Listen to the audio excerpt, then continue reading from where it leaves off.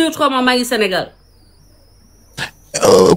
kon avant nga doon kon vidéo bi ma dégg nga wax ne dañ laa defal interdiction wala sa mag buñ ma envoyé loolu kañ la yàgg na.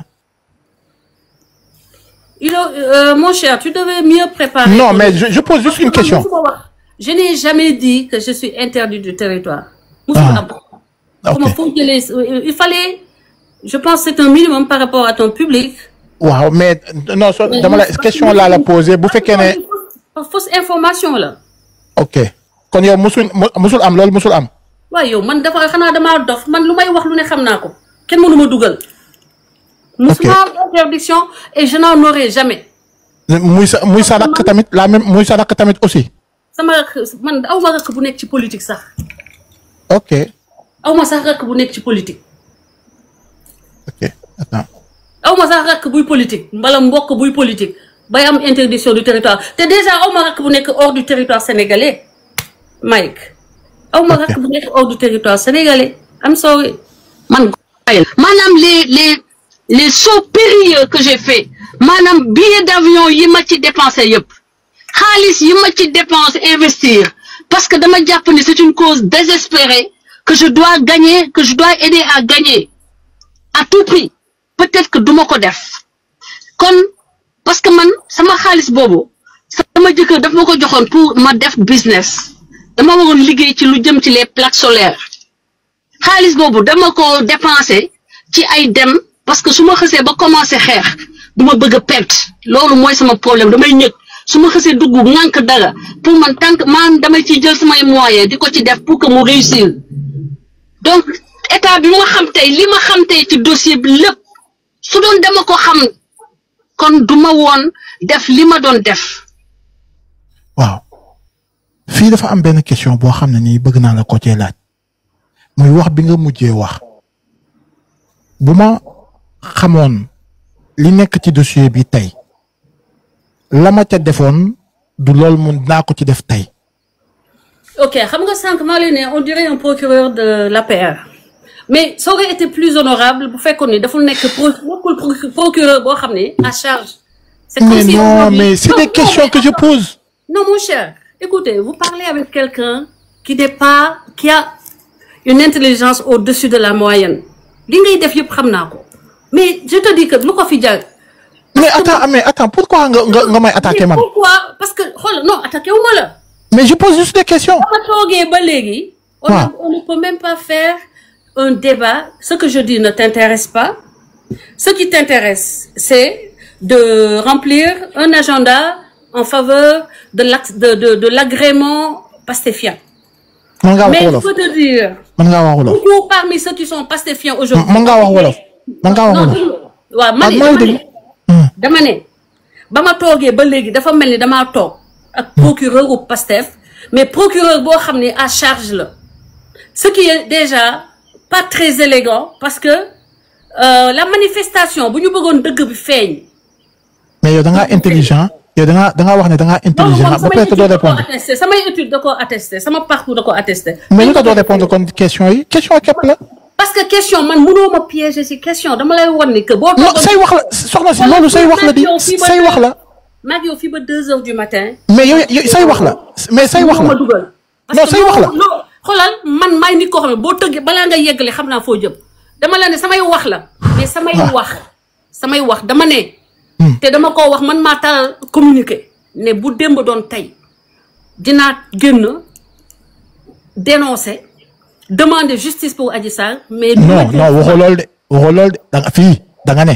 bu doon démb su ma xamoon la may xam su ma xamoon la ma xam tey du ma ko def loolu nga wax de. mii nii ma tegaat dama bëgg a wax ni tu as pris yow dangaa dagg une coupure xam nga yow dangaa dagg une coupure te yow dund nga ne yow ñu lay tuumaal. waaw mais way soxna si.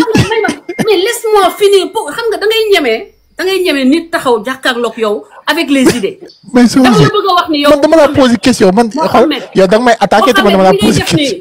ma ne la waxoon naa la sànq que c'est pas digne de toi xam nga lu tax. mais attends soxna si man dama la poser question. waaw mais soxna si danga may déglu wuy ma. non danga jël benn élément laisse-moi finir ne fais pas semblant que dama la bàyyul nga wax dama la ne. waaw danga jël benn daggit de son contexte. Xam nga yow, j'ai parlé pendant 2 heures de temps. 2 heures de temps boobu nga dagg ci. Non, boo xamee 2 heures de temps nga dagg ci bàyyi seetete loolu yëpp théâtre la. Ça c'est des stratégies d'influence. Tu te tais, comme ni may noppee déglu la nga wax. léegi yaa xam nga yaa ngi. dama la bëgg a wax ni da nga dagg benn élément de son contexte nga génne ko de son contexte bëgg ma interpréter ko. non. de manière boo xam ne yow loolu moo la arrangé. non tu te. ce que j'ai dit dans ce live là dama lay rappeler li ma fa wax. non tu te trompes attends tu te trompes. non maintenant man mii ndeyu mbi ji bàyyi ma nettali li ma fa wax dama ne. niveau d'information bi ma am tey su ma ko amoon je me contenterai de dénoncer et de dire justice pour Adji Sarr mais du ma jël samay billet d'avion di dem du ma jël sama xaalis di dimbali Adji Sarr wala di ci dépenser pour di jàppale ñi nga xam ne ñooy jàppale Adji Sarr. non foofu kon xaaral ma wax la kon dangaa juum soxna si. juumuma déglu ma rek Mohamed mënoo ma manipuler bu leen ma woowaay bàyyi leen man aw ma lu may nëbb Mohamed boo fi toogee ba doo am succès. parce que man dama xam nga débat politique dama la ciy jiitu. soxna si affaire yi du soxna si xaaral li ngay def nii ay c'est dommage parce que j'attendais un débat qui me permet. non mais soxna si yow tamit da ngay bàyyi. non soxna si da ngay bàyyi ma expliquer la nga comprendre. mais Mohamed tu es en waaw doo ma bàyyi ma wax tamit baal ma wax man li ma lay wax mooy man defuma lenn loo xam ne nii yow waxu duma la fi tegal. c'est flagrant. waaw doo ma bàyyi ma wax. xoolal ma tegal la ko fi wuy ma yow lii yow yaa ko wax man amul lenn lu ma dagg. yow yaa ko fi wax tamit mën nañ koo déglu. kon du ma woon def li ma doon def. maanaam dinaa défendre Adji Sarr mais du ma mës a jënd sama xaalis benn billet d'avion. waaw léegi. du ma ci mës a dem benn déplacement buy jar may jël ay garde-corps wala di dundal tout un groupe de personnes di déplacer tout un groupe de personnes. dégg nga loolu. lii yow yaa ko wax. et alors mais loolu laa wax. waaw mais loolu la képp laa la laaj. yow yaa fi wax ne. loolu laa la confirmé ni su ma xamoon Adji Sarr su ma ko xamoon au début bu doon fréquenté naa ko. du ma dépenser sama xaalis pour ce combat-là je me serais contenté d'une déclaration sur mon mur où ma def benn live dénoncer demander que justice soit faite point loolu gisuma lan moo ci kii. waaw lii rek soxna si man lii rek laa wax de dama la laaj ne la lii nga wax nii est-ce que yow da nga ne boo xamoon dossier bi la ca nekk est-ce que da nga ca dépenser la nga ca dépenser loolu képp laa la laaj. non da nga nekk di toog da ngay def ay contorsion. dossier bi man waxuma la su ma xamoon dossier ba la ca nekk parce que ba tey am na lu ma xamul ci dossier bi parce que maag yow a ci yem on est dama leen ne su ma xamoon Adji Sarr. boo xamoon Adji Sarr kon du ma woon def li ma doon def. maanaam dinaa def rek kon du ma woon def li. kon du ma woon def li ma doon def. man boo ma waxee. maanaam na ma li nga wax. non mais attends man boo ma waxee ne ma waxoo loolu. day mel ni dama laa tuumaal te man du ma tuumaal nit. dama leen ne da nga ko génnee ci contexte am. non man non dafa am lu ma wax ba pare doo nga wax lii. dafa am lu ma expliqué ba pare doo nga wax lii yow nga jël lii donc. ne ko non man vidéo non attends vidéo buñ dagg la. dugal ko ci TikTok bi moom lañ ma envoyé ma jël ko jenc. ma déglu ko yow en tant que mais soxna si man xaw ma loo wax te waxuloowuma la yaa waxal sa bopp. maanaam les sauts périlleux que j'ai fait maanaam billet d'avion yi ma ci dépensé yëpp. xaalis yi ma ci dépensé investir. parce que dama jàpp ni c'est une cause désespérée que je dois gagner que je dois aider à gagner. à tout prix peut-être que duma ko def kon parce que man sama xaalis boobu sama jëkkër daf ma ko joxoon pour ma def business. dama waroon liggéey ci lu jëm ci les plaques solaires. xaalis boobu dama ko dépensé. ci ay dem parce que su ma xësee ba commencé xeex du ma bëgg a perte loolu mooy sama problème damay ñëg su ma xësee dugg ŋànk dara pour man tant que man damay ciy jël samay moyens di ko ci def pour que mu réussir donc état bi ma xam tey li ma xam tey ci dossier bi lépp su doon dama ko xam kon du ma woon def li ma doon def. lii képp laa wax. et alors non mais dafa ndànk yow yaa ko. maintenant je te demande ça nous conduit à quoi. non waa kay xam nga lii boo ko waxoon bu yàgg dañ ciy dépensé lu tax ma wax la lii parce que ba nga ko waxee da nga ne yow waxoo woon loolu li nga wax mooy da nga ne dossier bi boo ko xamoon la nga xam ne ci waxu Adji Sarr ma ne la déet waxoo woon loolu lii nga wax loolu képp la kon bu ma wax loolu lu ma waxut ab après ñu jàll ci leneen. kon yow foofu da ngaa juum. kon soxna si da ngaa juum man duma la tuumaal wala di la waxal lenn loo xam ne nii yow waxoo ko. nga baal ma nag xam nga li ma yow nag peut-être question yi ma lay posé da laa naqari. waaw non. man daal vraiment xam nga li ma neex ci réseaux sociaux. xam nga li ma neex ci réseaux sociaux Mohamed mooy ni surtout ceux qui cherchent à manipuler en faveur de Ousmane Sonko. kon man damay manipuler. dama ne yow lay waxal de dama la ne li ma neex ci réseaux sociaux.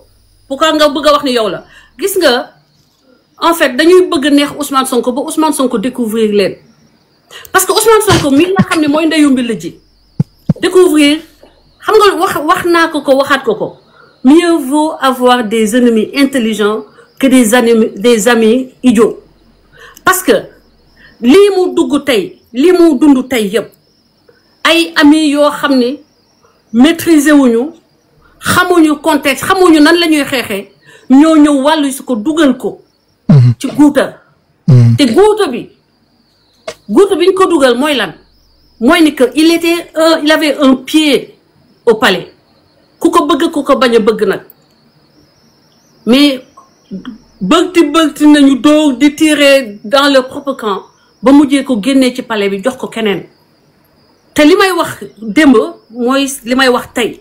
kan lañ jox palais bi. li may wax man je vais continuer parce que je ne veux pas di def des kii quoi di dellu gannaaw li ma lay wax mooy je l'ai dit man maa ko bind sama mur man maa génn live wax ko ne su ma xamoon am na information yoo xam ni ci nit ki su ma ko xamoon par exemple du ma sonnal sama bopp di dem di jënd samay billet d'avion di dem sur les plateaux di xeexal di xeex bi parce que il aurait suffi d'une déclaration sur mon mur am na sama dama lay wax ni man awma préjugé ci nit awma lu may ragal parce que ba may ñëw fii am na avant ma xam la Mohamed sama benn élément moo ma wax ni dafa mës a yéeg sa live nga ni ko comme da ngay défendre Françoise yow moom duma la xawma duma la may xawma genre nga wàccee ko comme da ngay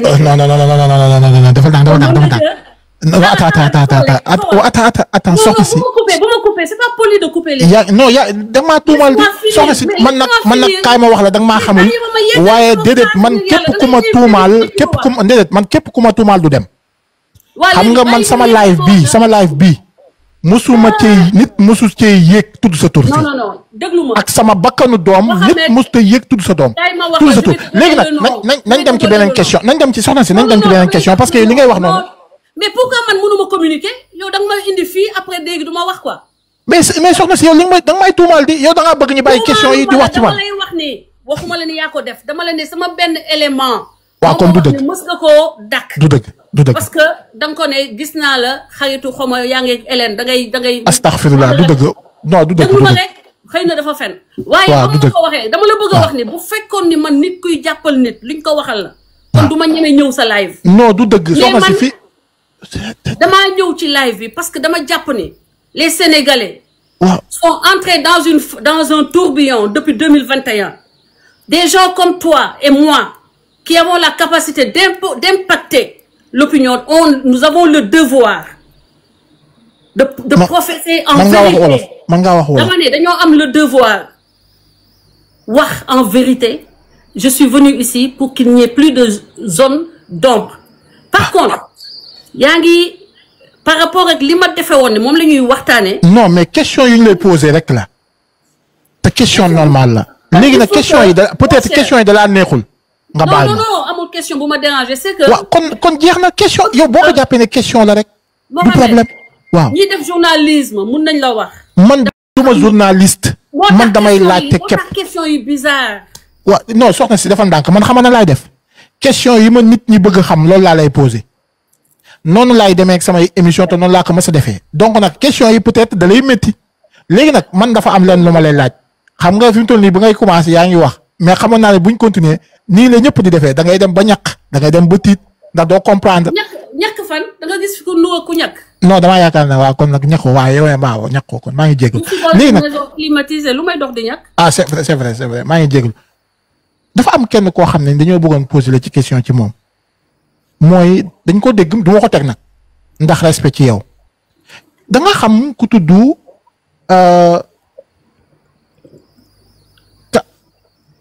tur bi nanati la Kayz Off su ma jumul da nga ko xam. je l'ai vu comme ni ma la xamee yow. mais lu waral mu yëkkati ay baat yu ñaaw jëmale ko ci sa kaw ba pare di wax yoo xam ne nii nit ñi mënuñ koo dégg. mais Karma mu ngi noonu tey baat yooyu kan la ko yëkkati. kan la ko yëkkati du kan durant combat bi ñu doon xeex. durant combat wu 2021 bi la ko doon wax. ñu ngi dégg waaw.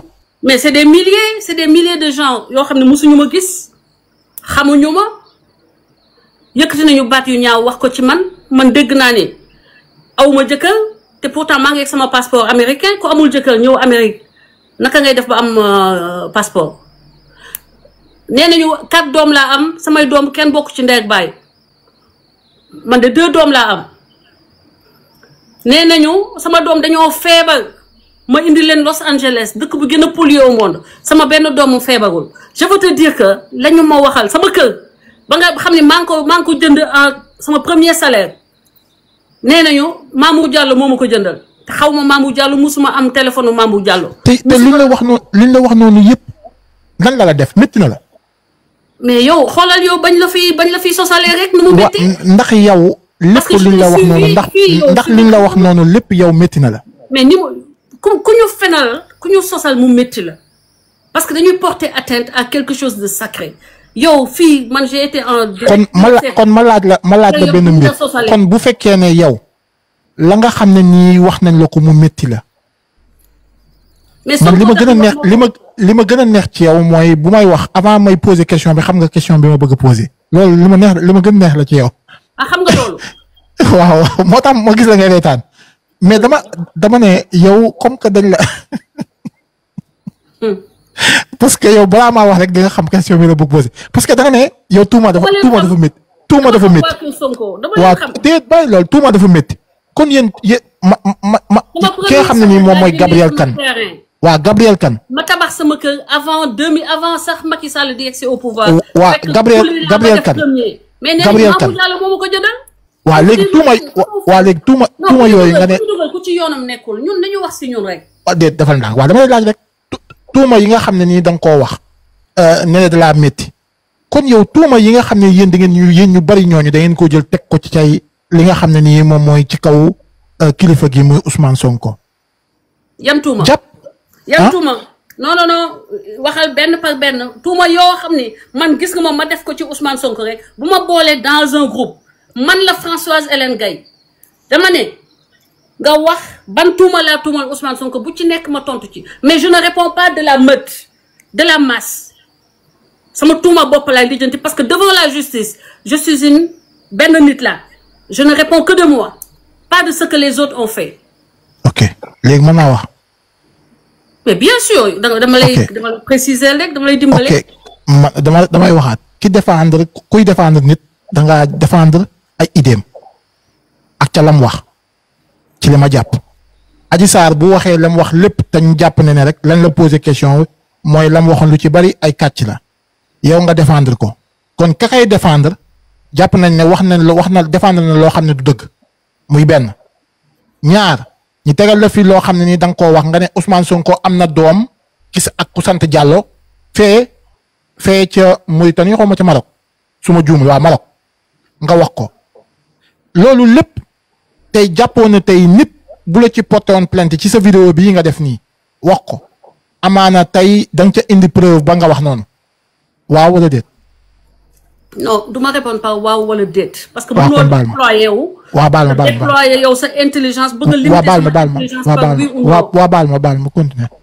la ma la wax sànq la dama la ne yow ak li ñu wax yépp dama lay defal le parallélisme des formes ak la ñu wax ci Ousmane Sonko Ousmane Sonko est le champion toute catégorie des VAR léegi yow pourtant yaa ngi koy défendre yaa ngi nekk pro Sonko di dimbale Sonko dans les réseaux sociaux léegi yow malgré ça le fait que tu vois au moins 1000 VAR yoo xam ne Ousmane Sonko day wax dara ñu prouver ni wax que dafa fen qu'il a dit quelque chose qui n'était pas vrai ok léegi yow malgré ça yaa ngi koy topp ba léegi quelle est donc ta motivation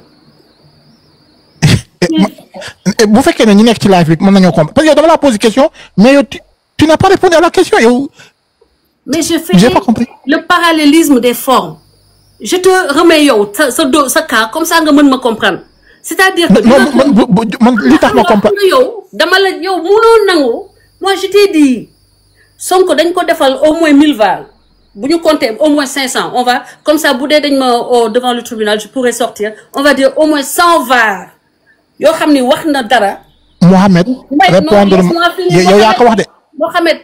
yow yaa ne Mohamed répondre ma ci sama ci la ma def.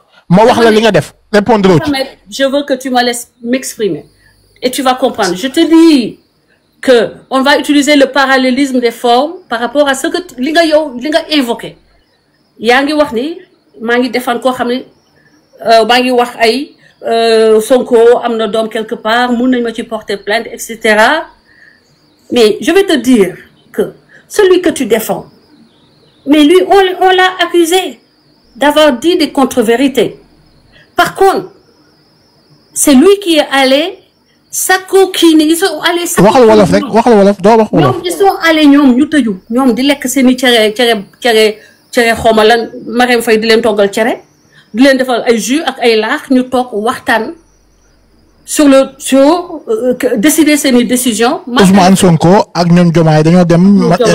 ñu toggal leen cere ñuy lekk. y a des insultes est-ce que tu peux les régler. xool man mii di wax ak yow sax dañ may saaga man mii aux insultes loolu moo ma booleeg waa kër Ousmane Sonko. defal tànk man mii wax ak man sax dañ may saaga kon yow saaga yi. du fu mu lay tax je suis une dame je suis pas un homme peut supporter ça. waaw léegi ma laaj la. Sëriñ Babacar wuy ma Sëriñ Babacar Si dañ koy taf fii Sëriñ Mountakha Mbacké dañ koy taf fii te moo ñu gën fuuf kon saaga yi ñuy saaga ñuy du la wàññi dara waxal ak man nii rek. ñu continuer da nga légaliser l'insulte. non. il me semblait que non on va y aller par processus. dama ne la soxna si dañ bàyyi wax jooju. dañ bàyyi wax yi saaga yi ñii xawma leen. Ousmane Sonko du dafa ne zéro tolérance ci saaga. waaw waaw yow taalibeem nga lu tax doo ko jàppale ci loolu. waaw léegi lan moo indi loolu ci wax ji. j'ai pas compris. I'm trying to make you understand basic things affaire yu basic laa lay jéem a. waaw donc ma laaj la. why you don't answer my question. juste benn question rek yow répondre ci samay question rek. I'm answering your question but I'm not answering the way you want me to answer. déedéet yóbbu ma la fenn de man question bi ma la posé laa la posé. dama la ne na nga défendre Sonko malgré 1000 VAR au moins 100 VAR parce que bëgguma El Malick dem recherche tagal ko ne ko mun nga porter Françoise plainte dafa ne 500 VAR man 100 VAR laa wax mun nañ ma ressembler 100 VAR yoo xam ni dañuy prouver ni wax na lii ñu prouver ni c'est pas vrai.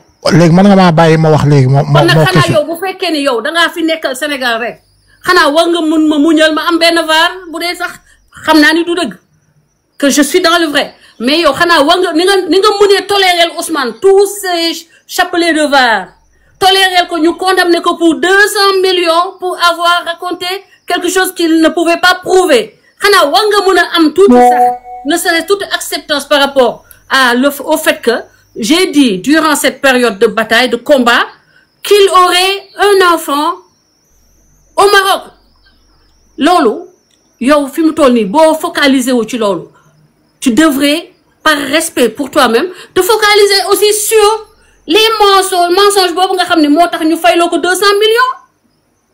léegi ndax mën naa wax léegi dama lay laaj dama laa laaj ndax yow tuuma yiñ teg sa kaw métti na la nga ne métti na la ma laaj la na la kon yéen tuuma yi nga xam ne jël ngeen ko teg ko ci kaw Ousmane Sonko. mais teguma tuuma ci Ousmane Sonko loolu laay bañ man duma tuumal kat parce que combat bi je le fais pour man yàlla du ma mbugal ndax kenn du Ousmane Sonko du Adji Sarr du yow. kon jàppoo ne wax ji tuuma la. dama ne man li ma la wax en fait on dirait que tu es en mission pour faire que il y ait un dossier contre moi mais dama la bëgg a wax ni non ça ressemble à ça parce que tu. man question bu wax benn wax bi yow jàpp nga ni fi mu ne ni jàpp nga ci loo xam ni mën nga ko exploiter. ba mu mun ma indil man. j'ai pas compris mais c'est la vérité parce que y a tellement de choses. mais man wax ji waxuma ko soxna si yow. li ñu war a mën a waxtaanee Sénégal dafa bëri ba nga xam ni. mais problème bi mooy yow yaa ngi focaliser wu ci benn doom bu ma wax ni Ousmane Sonko am na ko ak benn jigéen bu dem Maroc. mais tuuma la tuuma mais tuuma dafa garaaw tuuma dafa garaaw tuuma la te tuuma dafa rëy. ma ne Mohamed. waaw Mohamed defaral dossier nga yóbbu ko su ma yegsee nga tëye ma. ngeen tëye ma parce que loolu. bu fekkee ne loolu mooy sa objectif. doo ko am parce que loolu c'est déjà dama lay wax déjà. non vraiment qui ont été amnistiés. comme xam nga ko comme xam nga ko comme xam nga ko dañ lay laaj. même bu fekkoon ni dafa nekk un crime c'est amnistié loolu c'est sous amnistie. donc nga ciy waxaat nii est-ce que xam nga ni li ngay ciy wax nii c'est un délit. parce que bañ ko amnistié la ñu wax ni ku ci waxaat délit la est-ce que xam nga ko te yow fi mu ne nii déglu ma wax la. question rek laa la posé ndax wax ji ñu wax nii may ma leeral benn affaire. est-ce que dëgg la am na loo xam ne Mohamed am na loo xam ne parce que wax tuuma dafa garaaw da ngaa jël tuuma teg ko ci kaw doomu aadama ma ñuy laaj ndax tuuma jooju dëgg la. Ousmane Sonko doful. gis nga xam nga lii ngay wax ni du cër moo tax. dama la ne yow tey yaa ngi wax ci loo xam ne Ousmane Sonko déggatu ko yaa ko jël teg ko sur la place publique. uñati ko.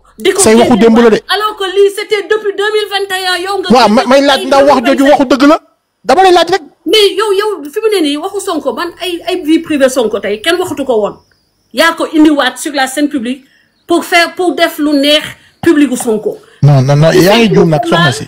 mais tu fais plus question yi ma lay posé peut-être de la métier yow question boo posé am na lu tax. dama lay wax rek tu rends pas service à Ousmane Sonko parce que ku ci nekk boo sañoon tey. la nga xam ne ñu ngi ko doon wax 2021 ñu bañ la ko indiwaatal sur la place publique tey yaa koy teg devant presque 4000 personnes di wax ci njaaloo di wax ci doom bu mu jur ci suuf loolu kenn bu doon léegi nag soxna si danga may boo waxee ba pare danga may bàyyi ma wax. non c'est vrai. non waa léegi bàyyi ma wax nag waaw léegi nag soxna si nag bàyyi ma wax waaw bàyyi ma wax nag soxna si non soxna si bàyyi ma wax nag waaw bàyyi ma wax rek léegi nag dama lay waxal ñaari mbir léegi nga bàyyi ma wax non soxna si bàyyi ma wax. bàyyi ma wax soxna si itam xam nga dama lay bàyyi ma tëj mais non bàyyi ma wax. dama lay wax ni damay daaneel rek ma jox la damay daaneel ñëpp ñi ma suivre ci xeex bi xam nañu ni que mbiru Sonko côté vie privée lu bëriwul lu ma ci wax bu fekkul ni ay militants poussé nañ ma à bout parce que man noonu laa mel li may wax toujours mooy je l'ai dit 1000 fois ne Ousmane Sonko.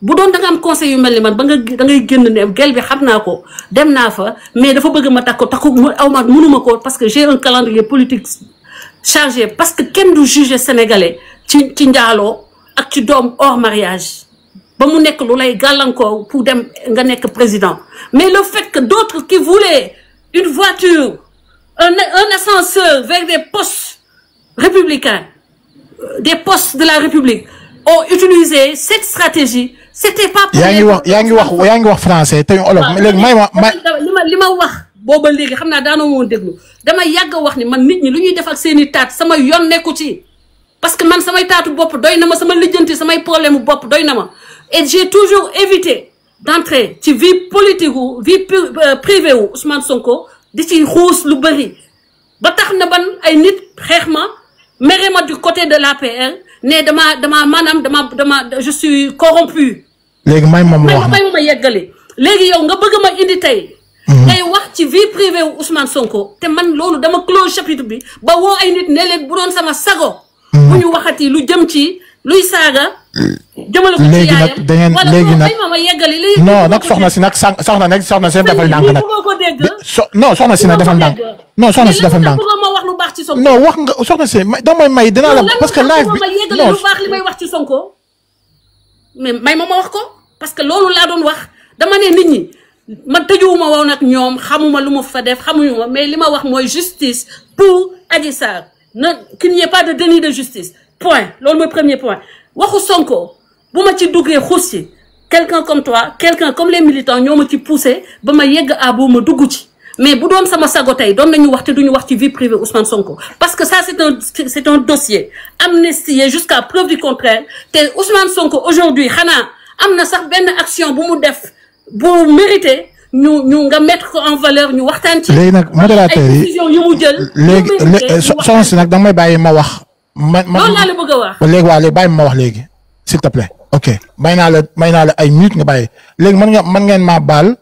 ñu tëjal ma micro ma expliquer li ma bëgg a wax mu jeex ñu continuer mu nga xam ne man doguma ko benn man kenn du ma waxal loo xam ne waxuma ko. ñaar beneen bi mooy soxna Françoise Hélène Gaye buñ la invité fii képp ku la xam ci Adji Sarr lañ la xamee man Mohamed ci Adji Sarr man ci Adji Sarr laa la xamee. deuxième bi mooy lan mooy man Mohamed ci Adji Sarr laa la xamee léegi nag ma bëgg wax ne ñaar yeneen mbir boo xam ne ni am na mooy boo ñëwee ba fii ci waxu Adji Sarr dina la ci posé waxu Adji Sarr wax ju weesu la mais wax joo xam ne nii dañ la wax na la ndax képp ku la tuumaal yow tuuma gi ndax métti na la nga ne waaw kon yéen tuuma gi nga xam ne nii jël ngeen ko teg ko ci kaw kilifa gi tuuma yu métti la loolu la nit ñi bañ a dégg te looloy dëgg nga jël wax joo xam ne nii yow yaa ko wax ji ban wax la mooy wax ji nga xam ne nii man tegu ma yaa ko wax. Ousmane Sonko est un habitué des faits. li nga wax foofu nag. ci lu leer waaw mais Adji Sarr fan yii moom. seetaan naa la yow xaw ma ambassadeur xaw ma. waaw fan yii est-ce que waaw fan yii est-ce que nekkul di ngénte am na doom bu jigéen. am na doom bu jigéen fan yii de. Maroc waaw Maroc xale ba sant Diallo wasin na doom bu jigéen lu leer laa la wax na ma porter plainte su dee waxuma dëgg na ma porter plainte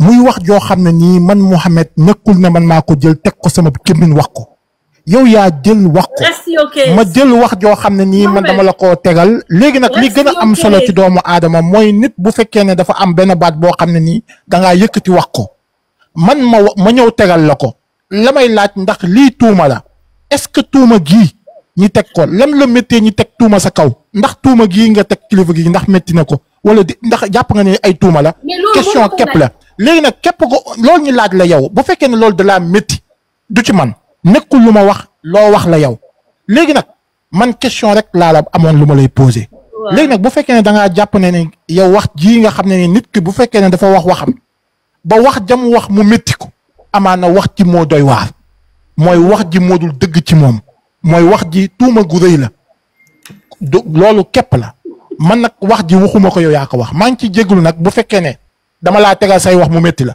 ndax képp koo xam ne nii tegal nañ la say wax mu métti la wax jag noonu wax dadul dëggu da doon woon wax ju dëggu képp mën nañ koo jàpp man nag ma lay baalu àq bu fekkee ne am naa benn baat boo xam ne nii wax naa ko jëmale ko ci sab kaw boo xam ne ni dépassé na maa ngi ci jégal waaye jàppuma ko loolu képp la woon mais ñëwuma fii pour wax la lu la neexut wala loo xam ne nii dama lay humilier loolu moom damaa bëgg mu ñu jàpp ko rek mu jeex man nag may jégalu di baalu ñëpp ak ñi ñu seetaan vraiment. Mohamed da nga mer. non man bëgguma kuy wax loo xam ne nii vraiment nekkul lu am man bëgguma loolu. kañ laa wax lu amul. dara amul problème. non amul problème Françoise Hélène Gaye. Mohamed gis nga instant bii nii man je n'ai fait que ramener kon émission bi jeex na. non soxna si émission bi day jeex parce que c'est dommage man maa koy arrêter c'est dommage parce que yow bëggoo ku la poser question. question yi la poser nga jàpp ne personnel la tudd personnel. mais maa ngi répondre ces questions et je suis prête à répondre à toutes les questions possibles. toutes les questions man aw ma lu may nëbb aw ma lu may bañ ci nga poser ma question par contre affaire bi du yombee comme yow ni nga ko xalaatee parce que je maîtrise ce que je dis li may wax xam naa ko man aw ma problème mon frère man boo bëggee fii ba 2 heures du matin je suis là à ta disposition. question li nga wax ni ay tuuma la kon. du tuuma man tuuma lu ma kenn et je te dis encore une fois je le répète je le maintiens. J'ai toujours évité de parler de la vie privée de Ousmane Sonko autant faire se peut saa yu ma yàlla dimbalee ba may wax damay moytu di wax waxu Ousmane Sonko ci lu jëm ci loo xam ni du lu maanaam lu jëm ci mbiru biir néeg bi yaa ngi dégg léegi nag bu dee yow da nga ko bëgg a indi mu nekk le centre de notre débat on a Ousmane tu peux vendre Ousmane Sonko mieux à ce public boo ma indilee par exemple boo ma waxee Ousmane moo nekk tey en charge def naa barke démb def na ay jéego yu am solo ci suñu réew wax ma loolu parce que yi ngay wax ni c'est des faits amnistiés wax ma ci lu jëm. man duma la Ousmane Sonko.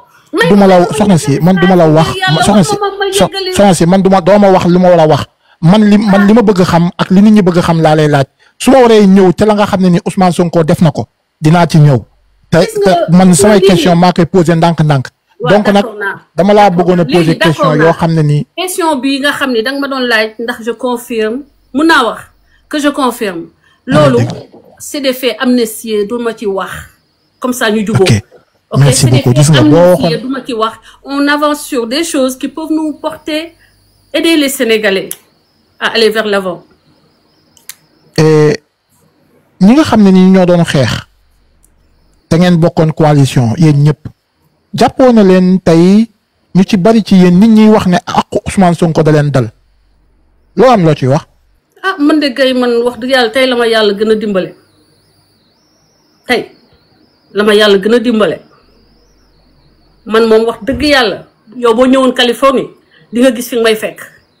mais réew mi ngi dox de te yéen fi mu toll nii kenn déggatu ma ne fii réew mi dox moom man yëguma ko ndax man samay restaurant dañuy mujjee may fay salaire yi nit ñi dañ may woo ma leen di fayal courant ku may fay am na koo xam ne dama ko mujjee fay 2 mois à l'avance pour dimbali ko. fu mu nekk Sénégal. waaw man ay nit man loolu yow yaa ko wax mais yéene naa leen ko parce que maak ñoom bokk nañu am na lu ñu bokk réew mi doxul loolu nag c'est une chose qui est normale mais boo ko indiwul woon man duma ci mettre le doigt man gis nga man nitu dama maandoo. waaw koo xam ne nii mosoo ma dégg ma toog di ngañ Ousmane Sonko ba mu jëlee pouvoir ba léegi. ndax bu rek may leen espace ñu déployé wu. yaa ngi dugg foo xam ne buñ fa duggee xam naa ni du mujjee fu la neex. man nag wax na si man moom dinaa dugg fépp fu mu mën a dugg mais dinaa la laaj réew mi mais luñ mën a teg suñu bët lu ne gàññ kenn du ko jeex jàppoo na tey liñ def keroog rek. li ne gàññ kenn du ko jeex may ma ñëw foofu nee naa la boo ma dugalee fenn nag. doo ma may dinaa la déglu parce que xam naa fi nga jëm mais li may wax du la neex. ok tey lu ne gàññ kenn du ko jeex gisoo ne réew mi am na changement trop ci lépp loo xam ne nii ci fànn yu baree bari ginnaaw ña nga xam ne nii moom nga doon défendre muy ki nga xam ne muy Macky Sall jël réew mi dugal ko ci guuta tey lii ci réew mi ñii fi nekk nii li ñuy def jàppoo ne ñi ngi def ay jéego yu mat sëkk yoo xam ne nit ñi mën nañ cee teg bët boo làmbee daj.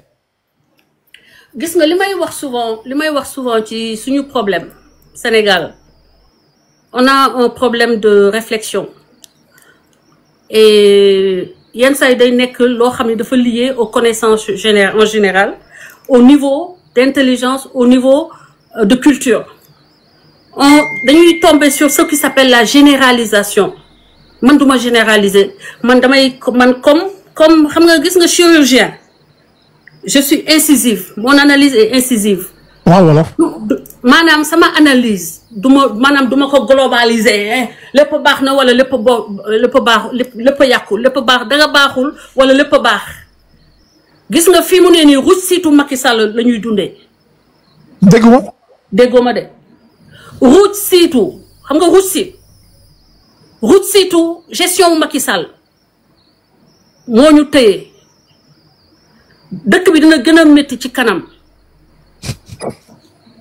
xam nga lu tax ñii dañoo fekk Macky am fu mu yóbbu réew mi ñoom si route site yooyu la ñuy dundalee réew mi mais dina gën a métti ba route site yooyu bu demee bu jeexee ba mu des nag ñoom kese seeni pexe bopp ñoom kese ci la ñuy doog a xam dëggantaan que état c'est pas du ay caaxaan te pourtant ñoom dama bëgg ñu réussir.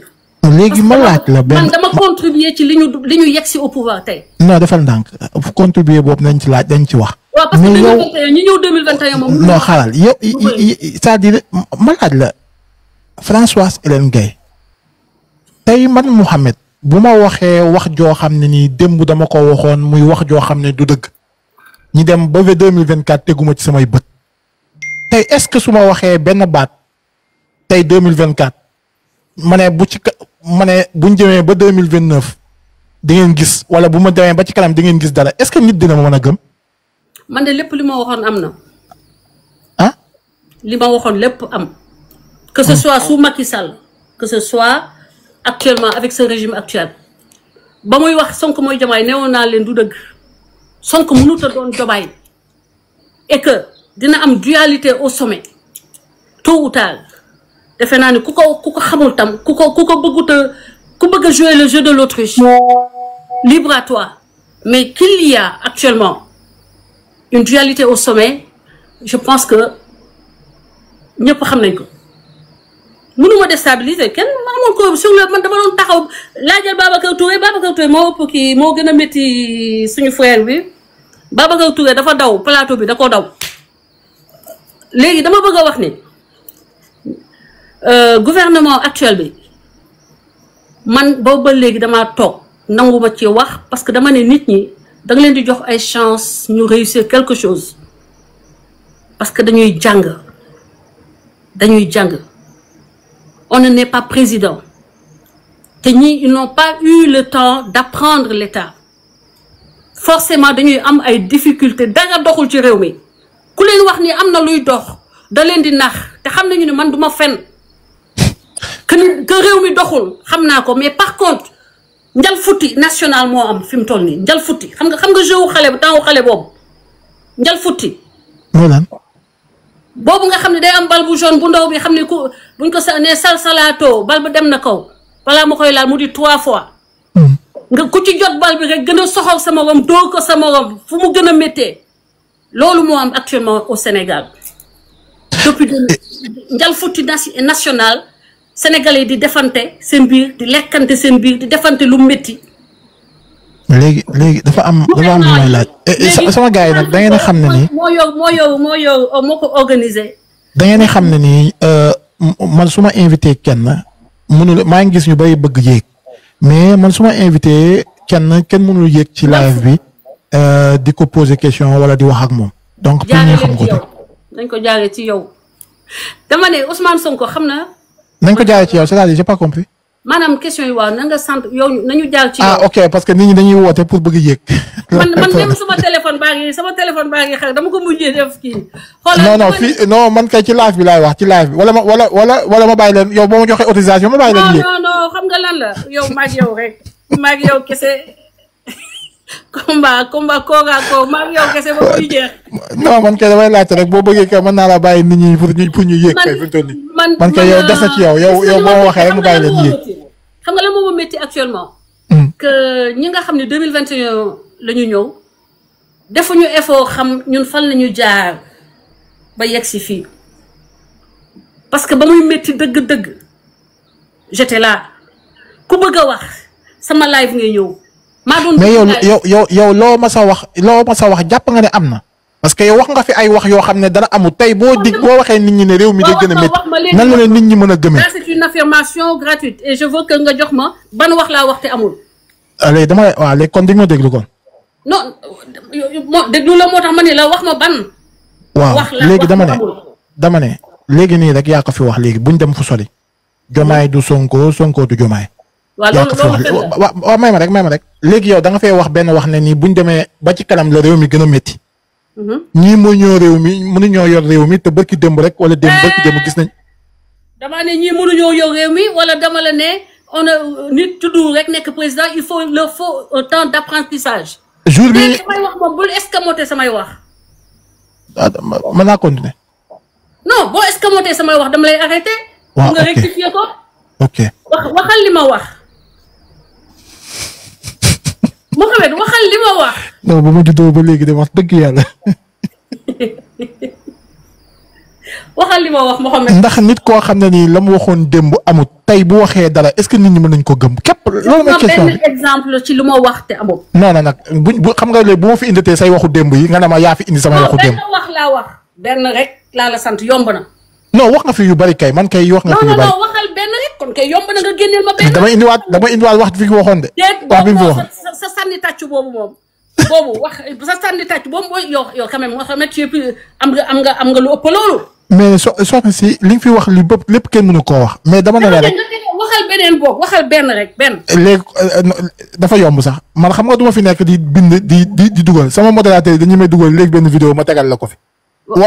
ay wax lañ fi waxoon modérateur yi dugal leen ma vidéo yi kon. dugal leen beneen waaye dugal leen beneen ngir yàlla. waaw kon baax na léegi nag say waxu. sànni tàccu ngeen am.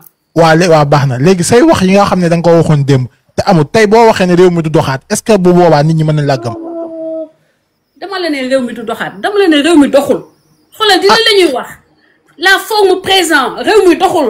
présent la ñu nekk tey day gën a métti yaa ko fi wax day gën a métti. yaa ko fi wax dama la ne te day gën a métti parce que ruuj siin yu ñu fi fekk te Macky Sall liggéey ko dina seey mu des ñoom seen jëf loo xam ne seen jëf a koy indi li ma waxoon dama la ne man lu ma wax day am parce que du ma waxuma pour sama plaisir bu bopp wala sama mandat gu bopp dama waxoon fii nii bu Ousmane Sonko génnee wax ak FMI ma ni ko dëkk ci kanam suñu note day dégradé wu parce que nit ki doo dem bëgg a leb ci ay banque nga prouver que yow amoo kii yow tu n'es pas maanaam sa kii baaxul que sa économie baaxul dañuy wàññi sa note day dégradé wu léegi yow pour ñu lebal le taux de ñu ngay lebee day yokku. loolu lan moo kan moo léegi loolu lan moo léegi loolu FMI lan moo ñu ko teg kan moo ñu ko teg. FMI kan moo ñu ko teg mais FMI day régir les àddina bi yëpp. ku bëgg a kan moo ñu ko teg laa wax kan moo ñu teg li ñu dal ci FMI. Ousmane Sonko moo ñu ko teg ndax moo gën a wax bu dee da ngaa bëgg ma contre Ousmane Sonko. kon baal ma wax ni suñu économie maanaam dañoo am dette cachée suñu li ñu wone ak liy dëgg bokkul. ok loolu nga bëgg a dégg. moo tax ma ne la yow yaa leen di may tax may attaqué Sonko man bu doon sama sago. mais dafa yow li nga wax ni est-ce que yaa ngi dégg sa baat li nga wax. mais moo gën a wax ni que y a une dette cachée que maanaam la situation est pire que ce qu'on ne croyait. ay fen loolu ay Macky Sall ay fen la wala ay dëgg la. Macky Sall man xaw ma ndax Macky Sall on parle de Ousmane Sonko. dama ne arrête de sauter du coq à l'âne on parle de Ousmane Sonko da nga ma ne la Ousmane Sonko moo wax lii. la may wax FMI li ñu dal ci FMI. kan moo ñu ko teg Macky Sall n'est pas le directeur de la FMI du Fonds monétaire international.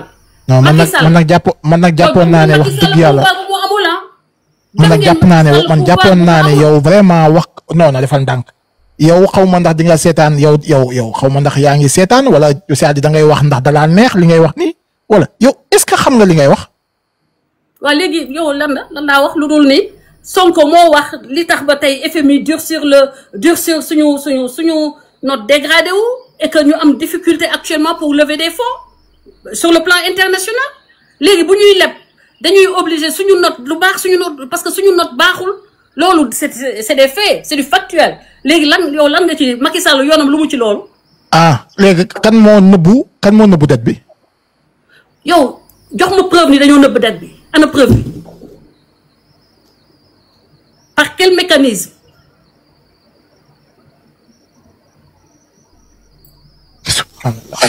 par quel mécanisme. man de waa dëgg yàlla damaa waaru. non je te demande quelle est la preuve qu'il y a une dette cachée et c'est par quel mécanisme l'État avait caché. yow FMI si boppam wax na ko. FMI ci boppam wax na ko ah. FMI moo wax ni y avait une dette cachée. léegi nag dina ma tax sax man aw ma woon jot waaye. FMI dafa wax ni dafa am dette cachée. tegal ma élément bi comme yow yaa ngi tous les éléments. Edouard Guémaïl, bonjour. Bonjour. Vous avez conduit la délégation du FMI à Dakar cette semaine. Quel est l'objectif de cette visite? En effet, ça fait une semaine qu'on est à Dakar. C'est une mission à caractère un peu spécial. Suite à la publication du rapport de la Cour des comptes à la mi-février, nous sommes venus à Dakar pour discuter avec les autorités du contenu du rapport, notamment ce qui s'est passé en termes de dette pendant l'ancienne administration, comment cette dette s'est accumulée sans être divulguée, et troisièmement, quelles sont les mesures et les réformes que les autorités souhaitent prendre. Dingue. Sans être divulgué, caché, n'est-ce pas, non? Ok, nous continuons. Non. On continue. Non, c'est pas une preuve. Yo, FMI moo waxal boppam. Nous avons dañoo ñëw di mener enquête sur les conditions qu'il y ait pu y avoir notamment ce qui s'est passé en termes de dette pendant l'ancienne administration, comment cette dette s'est accumulée sans être divulguée, et troisièmement, quelles sont les mesures et les réformes que les autorités souhaitent prendre, dans les semaines, mois et années à venir afin d'éviter qu'une situation similaire ne se reproduise. Selon le document publié par la Cour le 12 février dernier, les comptes initialement arrêtés en décembre 2023 faisaient état d'une dette publique sénégalaise qui était à plus de 70% du PIB, finalement sous-estimée, puisque dans son audit, la Cour des comptes parle d'une dette à près de 100% du PIB. En êtes-vous arrivé à la même conclusion que les autorités actuelles, à savoir que l'administration précédente a délibérément menti aux partenaires financiers du pays au sujet de l'état économique du pays? Comme le rapport de la Cour des comptes le dit très clairement, il y a eu une décision qui était très consciente de sous-estimer ce stock de la dette pendant les années précédentes. Donc on est d'accord avec la conclusion du rapport de la Cour des comptes. Ah, ok, merci beaucoup. Donc vraiment, il y a un mensonge. Et c'est qui a fait cette interview?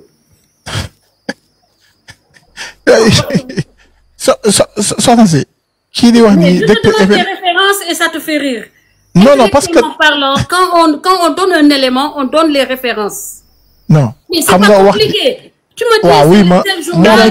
bonjour. Ok. Bonjour. Moi, mingi tudu, Edouard Genemayel, chef de mission du FMI au Sénégal. Non, je ne parle pas de... Je sais que il s'agit d'un agent d'un fonctionnaire du FMI, mais je te parle de l'intervieweur, celui qui a fait l'interview. Non, RFI France. Merci. Je prendrai le soin moi-même de faire mes vérifications parce que j'étais pas au courant. Wow. Et merci beaucoup pour l'émission. Wow. Ok. Donc, Mboki Finekon. Ok. Ce que je voudrais dire est que je ne suis contre personne. Mais je ne suis ni disciple ni impressionnable. Le gouvernement actuel, je le manque de souhaiter réussite. Mais d'où par exemple, des compromis avec la vérité. En tout cas, de bonne foi. Tout ce que je professe, comme je l'ai dit, il y a un type de combat. Parce que Sénégal, nous failli djub, nous failli empathie, ku mën fen lañuy faral, ku dul wax deug lañuy bëgg té man deug lay wax té mom lay wax ba may sango souf. Les gens ont beau dire mais kenn duma japp ci fen. Té nak kuma fenal ku né nga porter plainte. Mais man xamna ni dañ ma fenal ba dresser ma contre Ousmane Sonko. Dañ ma sosal ba dresser ma contre Ousmane Sonko. Tay wutuma dara Sénégal, ludul ñaanal Sénégal ñu nekk en paix. Parce que man ma ngi ci jamm, man bokkuma ci ñuy wax ni ay dañoo defna tay la gëna taxaw, tay la gëna nekk ci jamm, tay la gëna taxaw sur le plan économique. Ma ngi def samay projet, maintenant temps bi ma doon def diko sacrifier ci Sénégalais, dama koy djubul sama bop pour ma paix intérieure et pour mes enfants. Lolu donc lay wax, lolu c'est mon dernier mot. C'est dommage, j'aurais voulu peut-être defal len lo xamni mo nek li ngeen gënoon a bëgg, c'est-à-dire confirmer des choses que vous espériez entendre. Mais moi je ne dis que la vérité et je ne suis là que pour la vérité. Et merci à toi Mohamed de m'avoir donné cette opportunité. Merci beaucoup François Elengan, jërëjëf kontaan nañ bu baax baax ci accepter bi ñu accepter émission bi jërëjëf. Jërëjëf, merci.